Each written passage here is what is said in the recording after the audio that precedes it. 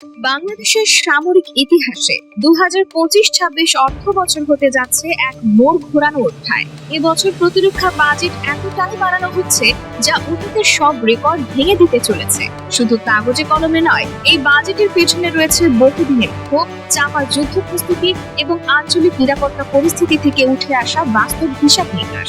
এই বাজেটের মাধ্যমে বাংলাদেশ সরকার খুব স্পষ্টভাবে জানিয়ে দিচ্ছে, দেশের নিরাপত্তা আর কাউকে ভরসা করে নয়, নিজের শক্তিতে নিশ্চিত করা হবে। সেনাপ্রধান জেনারেল ওয়াকারুজ্জামান ফেব্রুয়ারির শেষ দিকে কৌশলগত নিরাপত্তা সম্মেলনে এক বক্তব্যে বলেন, বাংলাদেশের বর্তমান প্রতিরক্ষা বাজেট প্রয়োজনের তুলনায় অনেক কম, এত কম যে তিন বাহিনীর কোনো শাখাই তার পূর্ণাঙ্গ সক্ষমতা ব্যবহার করতে পারছে না। নতুন অর্থ বছরে সেই ঘাটতি পূরণের লক্ষ্যে সরকার রেকর্ড পরিমাণ বরাদ্দ দিতে যাচ্ছে প্রতিরক্ষা খাতে। বর্তমান বাজেটে বরাদ্দ ছিল প্রায় 42,000 কোটি টাকা, আর এবার সেটা 50 থেকে 55,000 কোটি টাকায় উন্নীত করার পরিকল্পনা চূড়ান্ত হয়েছে। এই বাজেটের 50% চলে যায় বেতন ভাতা, খাদ্য, পোশাক ও আবাসনের পেছনে। এরপরে জ্বালানি, যানবাহন ও অস্ত্র রক্ষণাবেক্ষণে ব্যয় হয় আরো 20%। সামরিক অবকাঠামো নির্মাণে যায় 10%। ফলে আধুনিক সমরাস্ত্র কেনার জন্য প্রকৃত অর্থ হাতে থাকে মাত্র 20%, বা সর্বোচ্চ 8,000 থেকে 10,000 কোটি টাকা। এই অর্থ দিয়ে আধুনিক ডিফেন্স সিস্টেম, যুদ্ধবিমান, সাবমেরিন, ক্ষেপণাস্ত্র বা যুদ্ধ জাহাজ কেনা এক কথায় অসম্ভব। এই সীমাবদ্ধতা কাটাতেই এবার সরকার চাইছে নতুন রুটিনে বাজেট বাস্তবায়ন করতে, যেখানে শুধু জাতীয় রাজস্বের উপর নির্ভর করে না থেকে প্রতিরক্ষা বাজেটের কিছু অংশ বিদেশি ঋণ সহযোগিতা ও প্রযুক্তি বিনিময়ের মাধ্যমে পরিচালনা করা হবে। এর ফলে সামরিক সরঞ্জাম কেনায় গতির পাশাপাশি বৈচিত্র্য আসবে। যেমন একটি যুদ্ধ বিমান কিনতে ডজন খানেক শর্ত আর মধ্যস্থতাকারীর পেছনে অর্থ নষ্ট না করে এখন সরকার সরাসরি প্রস্তুতকারক রাষ্ট্র বা কোম্পানির সঙ্গে কাজ করবে। নতুন বাজেটের বড় অংশ বরাদ্দ রাখা হচ্ছে বিমান বাহিনীর জন্য, কারণ এই বাহিনীর বর্তমান সক্ষমতা আশঙ্কাজনকভাবে দুর্বল। যেসব যুদ্ধ বিমান আছে সেগুলো একদিকে পুরনো, অন্যদিকে মেরামতের অভাবে অপারেশনাল সক্ষমতা হারিয়েছে বহু আগে। একটি যুদ্ধ স্কোয়াড্রন গঠন করতে 10টি ফাইটার জেট লাগে, আর বাংলাদেশে এখন কার্যকর অবস্থায় আছে হাতে গোনা কয়েকটি। রুশ তৈরি MiG-29, চীনা F-7 বা পুরনো কিছু ট্রেনার বিমান দিয়ে এখন আকাশ আর সুরক্ষা দেওয়া সম্ভব নয়। এই সংকট দূর করতে সরকার 2025-26 বাজেটে অন্তত 3 থেকে 4,000 কোটি টাকা শুধু যুদ্ধ বিমান খাতে বরাদ্দ দেবে বলে সিদ্ধান্ত হয়েছে। এই বাজেটের মধ্যে চীনের কাছ থেকে J-10C মাল্টিরোল যুদ্ধ বিমান কেনা, রাডার আপগ্রেড, নতুন গ্রাউন্ড সাপোর্ট ইউনিট তৈরি এবং পাইলটদের আন্তর্জাতিক প্রশিক্ষণ অন্তর্ভুক্ত থাকবে। এই যুদ্ধ বিমানগুলো এনে কেবল ভারতের রাফাল নয়, পাকিস্তানের J-17 এর সঙ্গে পাল্লাও দিতে পারবে বাংলাদেশ। অন্যদিকে নৌবাহিনীও অবকাঠামো এবং অস্ত্র সংকটে ভুগছে। চট্টগ্রাম ও খুলনায় যেসব ঘাঁটি রয়েছে সেখানে আধুনিক ডকইয়ার্ড না থাকায় নতুন জাহাজ মেরামত করা যাচ্ছে না সময় মতো। সাবমেরিনের সংখ্যা মাত্র 2টি, সেটাও চীন থেকে আনা পুরনো মডেল। এবার পরিকল্পনায় রয়েছে আরো 6টি নতুন সাবমেরিন কেনার সিদ্ধান্ত, যার খরচ $2 বিলিয়ন কাছাকাছি। এছাড়াও যুক্ত হবে নতুন ফ্রিগেট, করভেট যুদ্ধ জাহাজ এবং মেরিটাইম পেট্রোল এয়ারক্রাফট। বঙ্গোপসাগর এখন শুধু জাহাজ চলাচলের রুট নয়, বরং সামরিক উত্তেজনার সম্ভাব্য ক্ষেত্র। এই বাজেট সে হিসেবেও প্রস্তুতি। সেনাবাহিনীর দিকেও নজর দেওয়া হচ্ছে। এখন শুধু সৈন্য সংখ্যা দিয়ে লড়াইয়ের যুগ নেই, এখানে প্রয়োজন রকেট সিস্টেম, স্বয়ংক্রিয় কামারি ব্যালিস্টিক ক্ষেপণাস্ত্র, ড্রোন স্কোয়াড, আর্টিলারি ইউনিট ও স্যাটেলাইট নজরদারির সমন্বিত কাঠামো। সেনাবাহিনীতে ইতোমধ্যে যুক্ত হয়েছে তুরস্ক থেকে আসা TRG-300 মাল্টিপল রকেট লঞ্চার এবং MK-1 হাউইটজার। এবার নতুন বাজেটে আরো বড় সংখ্যক মোরা artillery, tiger missile, anti tank guided missile ও হেলিকপ্টার কেনা হবে। এই পুরো বাজেট কাঠামোর ভেতরে সরকারের দৃষ্টিভঙ্গি একেবারে স্পষ্ট। এখন আর প্রতিরক্ষা মানে শুধু শত্রু প্রতিরোধ নয়, এখন প্রতিরক্ষা মানে সমুদ্র নিরাপত্তা, বন্দর সুরক্ষা, আকাশ সীমা নিয়ন্ত্রণ এবং অন্তত 5 থেকে 10 মিনিটের মধ্যে যে কোনো সীমান্ত লঙ্ঘনের জবাব দিতে প্রস্তুত থাকা। এই প্রস্তুতির পেছনে যে মানসিকতা কাজ করছে তা আগের সরকারের মতো মিটিং আর বিবৃতিতে সীমাবদ্ধ নয়। এই প্রস্তুতি এখন বাস্তব কৌশলের রূপ নিচ্ছে।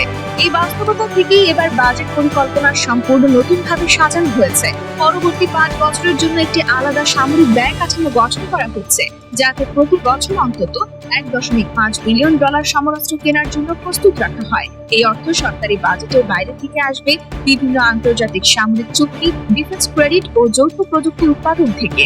এই পরিবর্তনটা এত দ্রুত ও দৃঢ়ভাবে আসছে যে প্রতিবেশী রাষ্ট্রগুলোও এখন বিষয়টি গুরুত্বের সঙ্গে দেখছে।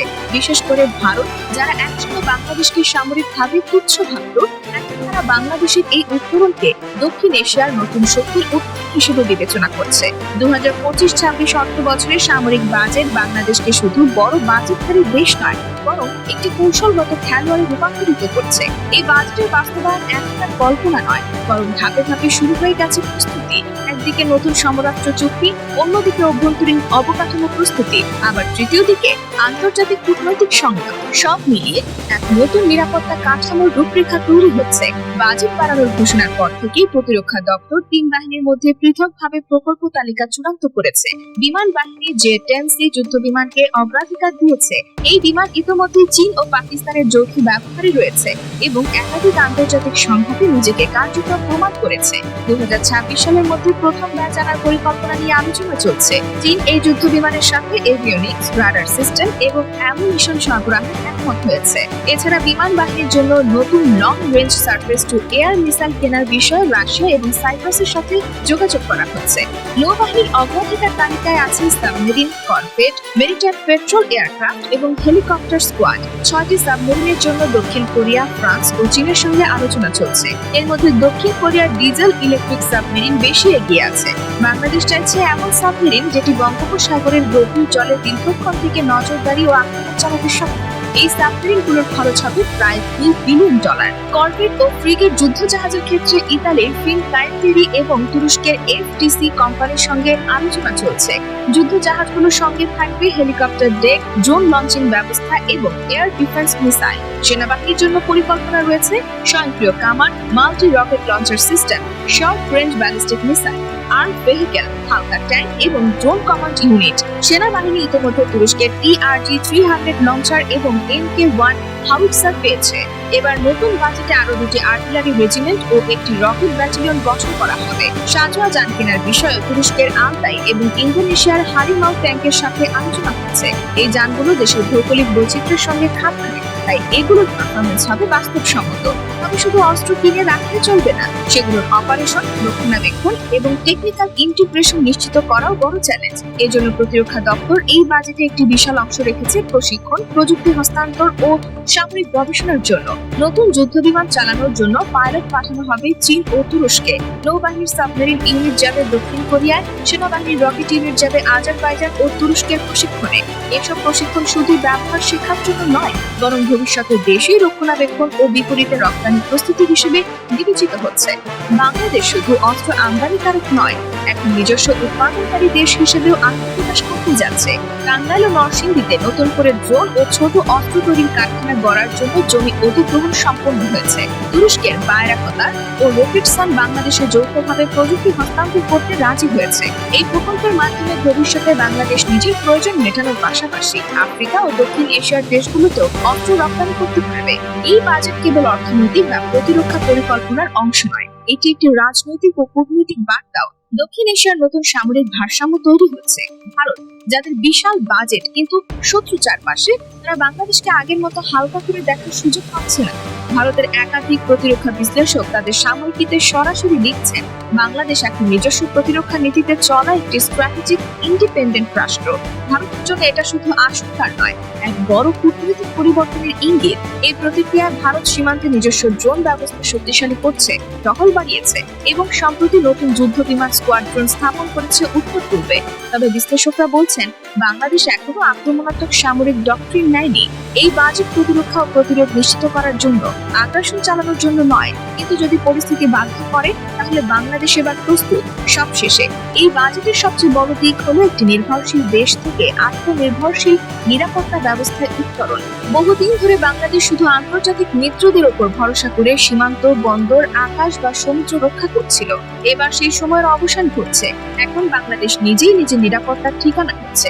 এই বাজেট নিয়ে যুদ্ধ জেতা যাবে কিনা সেটি সময় বলবে, তবে নিশ্চিতভাবে বলা যায় এই বাজেট বাংলাদেশকে একটি ভয় ডরহীন কণ্ঠ দিয়েছে, যা আগে কখনো ছিল না।